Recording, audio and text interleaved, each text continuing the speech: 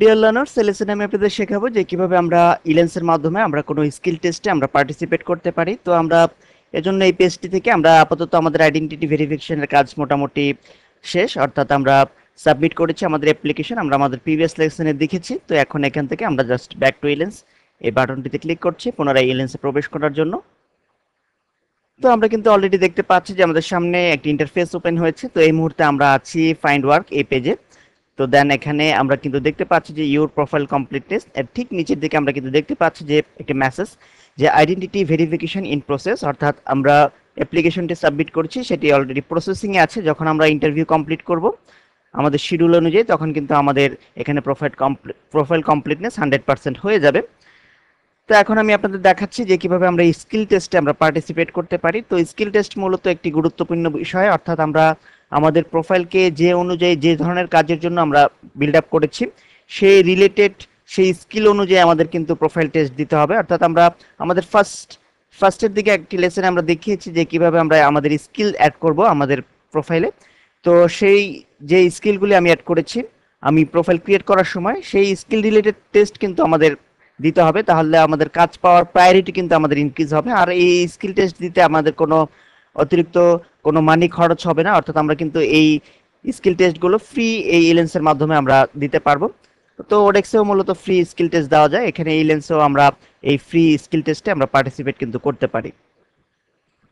তো এখন আমরা যদি আমাদের স্কিলগুলো একটু দেখে নিতে চাই তাও কিন্তু আমরা করে নিতে পারি। আমরা এখানে একেবারে বাঁ দিকে দেখতে পাচ্ছি স্কিলস। তো জাস্ট আমরা এই লিঙ্কটিতে ক্লিক করছি। তো আমরা কিন্তু দেখতে পাচ্ছি যে আমরা যে ধরনের স্কিল অ্যাড করেছি সেই স্কিলগুলো কিন্তু এখানে ডিসপ্লে হচ্ছে। অর্থাৎ আমরা যখন পরীক্ষায় পার্টিসিপেট করব স্কিল টেস্ট দিব, তো তখন আমাদের কিন্তু এই রিলেটেড স্কিল টেস্টগুলো যদি আমরা দিই তাহলে আমাদের প্রোফাইলের ওয়েট কিন্তু বাড়বে এবং আমাদের কাজ পাওয়ার প্রায়োরিটি কিন্তু আমাদের ইনক্রিজ হবে। তো আমরা এখান থেকে দেখতে পাচ্ছি যে অলরেডি অ্যাকশন রয়েছে, টেক টেস্ট, এরকম কিন্তু আমরা লিঙ্ক দেখতে পাচ্ছি। তো আমরা এখান থেকেও কিন্তু আমাদের এক্সামে আমরা পার্টিসিপেট করতে পারি।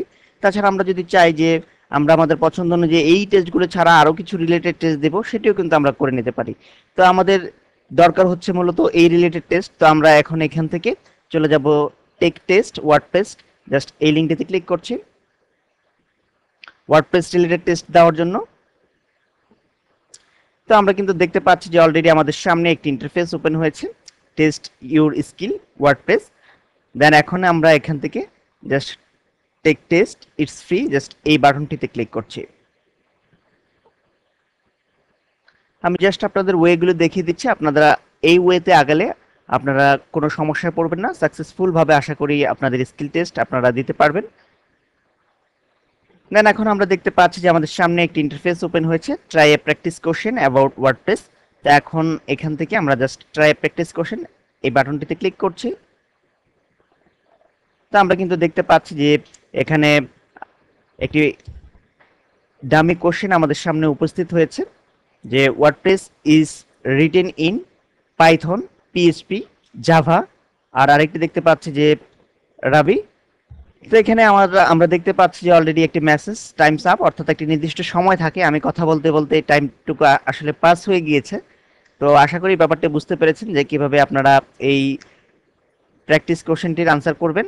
জাস্ট এখানে ক্লিক করলেই হবে যে কোনটিতে আপনারা সিলেক্ট করতে চান। এখান থেকে আপনারা আবার পুনরায় বিগিন টেস্ট করতে পারবেন। আমরা বিগিন টেস্ট ক্লিক করছি, বিগিন টেস্ট। এখানে আমাদের কিন্তু এখন আর সেই কোশ্চেনটি নেই, আমরা কিন্তু দেখতে পাচ্ছি যে আমাদের এখানে আরেকটি ডিফারেন্স কোশ্চেন দিয়েছে। এখানে কিন্তু টাইমের একটি ব্যাপার আছে। তো এই টাইমের মধ্যে আপনাদের কিন্তু নির্দিষ্ট কোশ্চেনের আনসার দিতে হবে। যদি টাইম আপ হয়ে যায় তাহলে কিন্তু আপনারা আসলে কোনো মার্কস পাবেন না।